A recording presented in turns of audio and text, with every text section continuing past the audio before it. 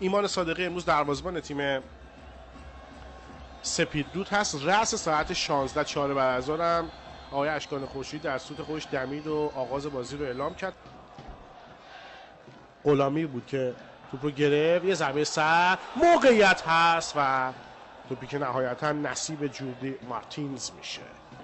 یه پاس رو به جلو و از اون سمت میلاد قربانزاده تو سر توپ میزنه، توپش بلوکه میشه، خطرناک از کار او. حالا ببینیم که چیکار میکنن تراکتوری ها. مطهری توپش برمیگرده، یه فرصت دیگه و خطرناک هست.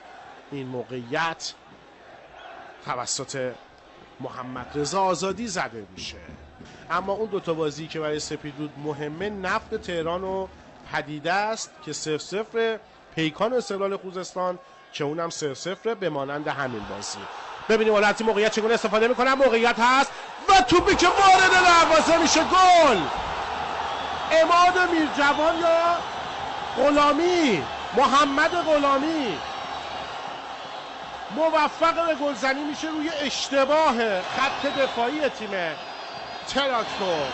مارتینز اشتباه کرد اینجا، اشتباه بعدی رو هم عارف آقاسی انجام داد. عماد میرجوان به خوبی بهره برد. فکر کنم خود ابراهیمی بزنه. بله، خود حسین ابراهیمی ارسال به محوطه جریمه و درست جایی که جوردی مارتینز حضور داره، دروازه‌بان بلند قامت برزیلی تیم تراکتور. میانه زمین مهدوی یه اثر روی توپ گذاشت.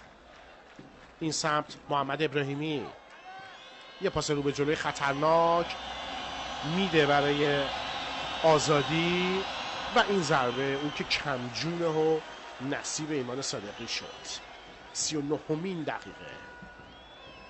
طاهران یه توپ بلند میفرسته، اون سمت حرکت میکنه مهدی پور، توپ رو هم میگیره، مقابلش کربیه. یه ارسال دیگه به درون محوطه جریمه خطرناک هست. این ضربه که زده میشه توسط علی طاهران و توپ به بیرون میره. ضربه دروازه اعلام میشه. نیمه دوم 45 دقیقه حساس برای دو تیم. مهدی پور میخواد توپ ارسال بکنه روی دروازه، کار انجام میده در اون محوطه جریمه و ایمان صادقی توپ رو میگیره و دراز میکشه رو زمین.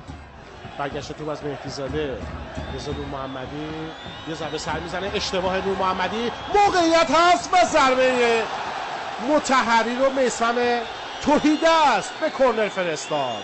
نور محمدی چیکار کرد؟ برای مهدی پور یه بازیکن از پیشو رو برمیداره، حالا توپو سام میکنه به درون محوطه جریمه و ایمان صادقی توپ از آن خودش میکنه. محمد ابراهیمی خودش پشت توپ هست، از همونجا به سمت دروازه و ایمان صادقی با یه شیرجه خوب توپ رو دفع میکنه. ضربه سر مهدوی، توپش میرسه به نصحتی. میبینید تک و تنهاه، اما بالاخره توپ هم تونست بگیره، به سمت دروازه هم زد که البته راهی به چارچوب نداشت و جوردی مارتینز باید به توپ ضربه بزنه. اون منطقه بازی رو میخواد عوض بکنه برای ایران پوریان.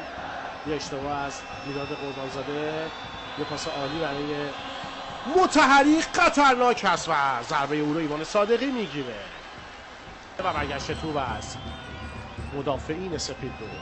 از هر جا میرسن تراکتوری ها توپ میریزن روی دروازه تیم میزبان. یه ارسال بلند دیگه و این ضربه سر خطرناک از مطهری به تیر دروازه هم برخورد کرد. چیزی نمونده بود که تراکتور به گل برسه.